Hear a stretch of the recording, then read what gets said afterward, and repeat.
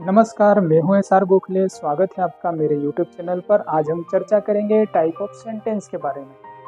Type of sentence का मतलब होता है वाक्यों का प्रकार। तो देर न करते हुए हम आगे बढ़ते हैं और ये वाक्यों के प्रकार कौन कौन से हैं उनके बारे में जानते हैं। तो साथियों, जब भी हम किसी से अपनी वार्तालाप करते हैं या कोई हमसे बात कहता है या हम किसी से पूछते हैं, तो इन महत्वपूर्ण 4 प्रकार के वाक्यों का ही हम इस्तेमाल करते हैं, जो कि आपको स्क्रीन पर दिखाई दे रहे हैं।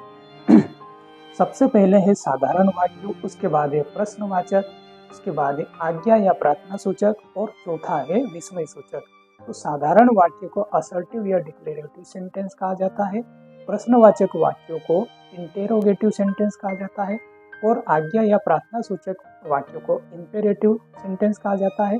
साथ ही साथ चौथा जो है विस्मय सूचक वाक्यों को एक्सक्लेमेटरी सेंटेंस कहा जाता है।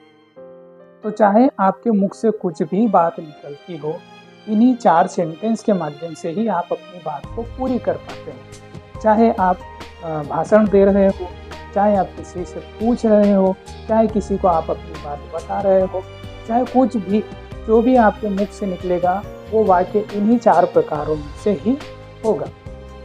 अब इनको एक एक करके हम उदाहरण के साथ समझते हैं कि ये वास्तव में क्या है। तो सबसे पहले साधारण वाक्य की बात करते हैं। तो ये बहुत ही सिंपल साधारण सा वाक्य होता है, जैसे कि आप कोई बात किसी को साधारण रूप से बता रहे हैं। उदाहरण के तौर पर India is a great country. उदाहरण के तौर पर India is a great country, यानी कि जो हमारा देश है वो एक महान, जैसे भारत एक महान देश है। दूसरा उदाहरण आप यहाँ पर देखेंगे, he is a noble man. तो ये साधारण वाक्य है। तो India is a great country, this is a chair, this is a pen, this is a T shirt. इस तरह से आप बोल सकते हैं। ये साधारण वाक्य हो गए। इसके बाद आता है प्रश्नवाचक वाक्य। प्रश्नवाचक वाक्यों में आप किसी से प्रश्न पूछते हैं, कुछ जानने की जिज्ञासा रखते हैं, तो उन्हें प्रश्नवाचक वाक्य कहा जाता है, यानी कि इंटेरोगेटिव सेंटेंस। जैसे आप किसी का नाम पूछते हैं कि आपका नाम क्या है, तो यहाँ पर उदाहरण दे रखा है, व्हाट इज योर नेम। इसी प्रकार दूसरा एक और उदाहरण है, यदि कोई कहाँ जा रहा है तो उससे आप पूछते हो कि आप कहाँ जा रहे हैं, तो अंग्रेजी में आप पूछेंगे वेयर आर यू गोइंग। इस तरह से। तो ये जब भी आप प्रश्न पूछते हैं तो ये इंटेरोगेटिव सेंटेंस की श्रेणी में आते हैं। अब हम बात करते हैं आज्ञा या प्रार्थना सूचक वाक्यों के बारे में। इंपेरेटिव सेंटेंस यानी कि इसमें आप अनुमति या तो लेते हैं या फिर किसी को आदेश देते हैं। तो आदेश देने में जैसे एक उदाहरण यहाँ पर बी क्वाइट, यानी कि चुप रहो। ऐसा आप शोर शराबा कहीं हो रहा है तो आप किसी को बोलते हैं बी क्वाइट, यानी चुप रहो। उसके बाद किसी को बाहर जाने के लिए बोलते हैं तो बोलते यानी आपने किसी को आदेश दिया, गो अवे फ्रॉम हियर, यहाँ से चले जाओ। और दूसरा है, यदि आपसे कोई गलती हो जाती है तो क्षमा मांग लेते हैं, तो उसके लिए आप बोलेंगे फॉरगिव अस। इस तरह से ये आज्ञा सूचक या प्रार्थना सूचक सेंटेंस हुआ, इंपीरेटिव सेंटेंस।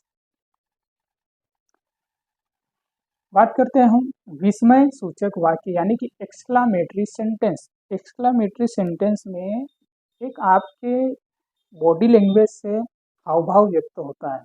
जैसे कोई घटना के बारे में आपको जानकारी मिलती है या किसी व्यवहार के बारे में अगर कोई प्रतिक्रिया यदि आप करते हैं, तो वो भी इसी श्रेणी में वाक्य आते हैं। तो उस वाक्यों के उदाहरण जैसे आप यहाँ पे देखेंगे कि हाउ शेमफुल, कितनी शर्म की बात है। ऐसा आप अपना हाव भाव व्यक्त कर रहे हैं, बोल भी रहे हैं और अपना हाव भाव भी व्यक्त कर रहे हैं।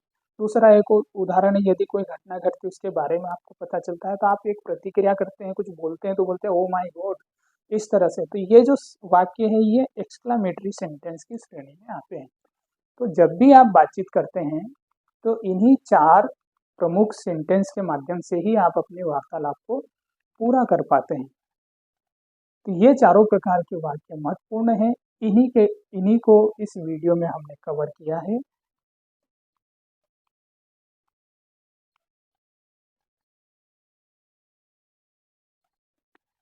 इसके अगले वीडियो में हम पढ़ेंगे पार्ट ऑफ स्पीच के बारे में, यानी कि शब्द भेद। शब्द भेद बेसिकली 8 प्रकार के होते हैं। स्क्रीन पे दिखाई दे रहा है। Noun, pronoun, adjective, verb, adverb, preposition, conjunction and interjection. तो जैसे मैंने पहले शुरुआत में ही बताया था, इसलिए वीडियो में भी बताया था कि हम अंग्रेजी में वार्तालाप करना सीखेंगे केवल टेंस और वर्ब के माध्यम से। तो ये जो वीडियो छोटे छोटे हैं ये उसी श्रेणी के भाग हैं, उसी का महत्वपूर्ण हिस्सा है। यदि हम इन छोटी छोटी चीज़ों को साथ में लेकर नहीं चलेंगे तो हम अपनी वार्तालाप को प्रभावी ढंग से अंग्रेजी में नहीं बोल पाएंगे। इसलिए ये छोटी छोटी चीज़ें आपको सीखना जरूरी है। तो बहुत ज़्यादा समय नहीं है, मुश्किल से 5 मिनट 10 मिनट की वीडियो है, आप देखें और उसको समझें। आशा करता हूँ आपको यह वीडियो अच्छा लगा होगा। लाइक एंड शेयर जरूर करें। यदि आपको कोई सुझाव हो या कोई डाउट हो तो मुझे कमेंट करके जरूर बताएं। Thank you for watching.